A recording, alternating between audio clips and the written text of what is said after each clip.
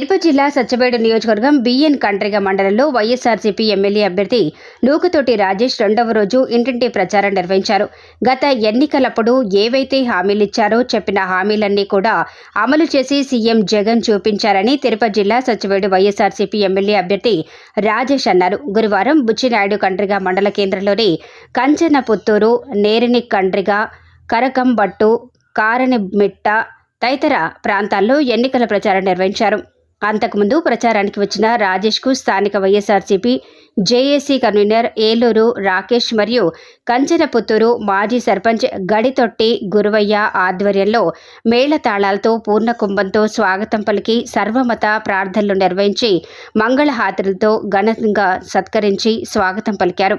ఈ సందర్భంగా కంచనపుత్తూరు గ్రామానికి చెందిన జైభీం ఫౌండేషన్ యువకులు వైఎస్ఆర్సీపీ తీర్థం పుచ్చుకున్నారు. ఈ సందర్భంగా రానున్న సార్వత్రిక ఎన్నికల్లో ఫ్యాన్ గుర్తుకు 2 ఓట్లు వేసి గెలిపించాలని రాజేష్ కోరారు.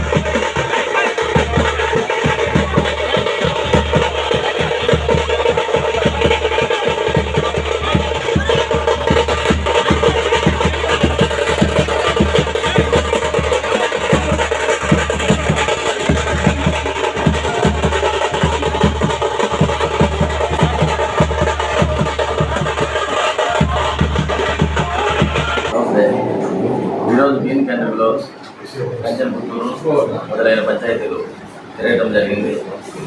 ఇక్కడికి వచ్చిన ప్రజలందరూ కూడా నా పాదాభివందనం. అలాగే ఇక్కడ కోఆర్డినేట్ చేసిన నాయకులందరికీ అందరూ కూడా అందరు ప్రజల్ని చెప్పి నన్ను తీసుకొని వచ్చి పరిచయం చేసి ఇక్కడ డోర్ టు డోర్ తిరగడం జరిగింది. వారందరికీ కూడా నా నమస్కారాలు తెలుపుతున్నాను. అలాగే మనకి జగనన్న గవర్నమెంట్ ఉంటేనే మనకి మళ్ళీ కూడా సంక్షేమ పథకాలను ముందుకెళ్తాయి. వేరే గవర్నమెంట్ వచ్చిందంటే మాత్రం సంక్షేమ పథకాలు ముందుకు వెళ్ళవు. ఎందుకంటే దానికి ఉదాహరణ మన వాలంటీర్స్ని తీసేయడము, మన పెన్షన్ వ్యవస్థను నిర్వహించేయడం, పెన్షనర్స్ అందరినీ కూడా అక్కడికి వెళ్ళి తీసుకునేటట్టు చేశారు చంద్రబాబు నాయుడు. అదొక కంప్లైంట్ పెట్టి వాలంటీర్స్ని చేశారు.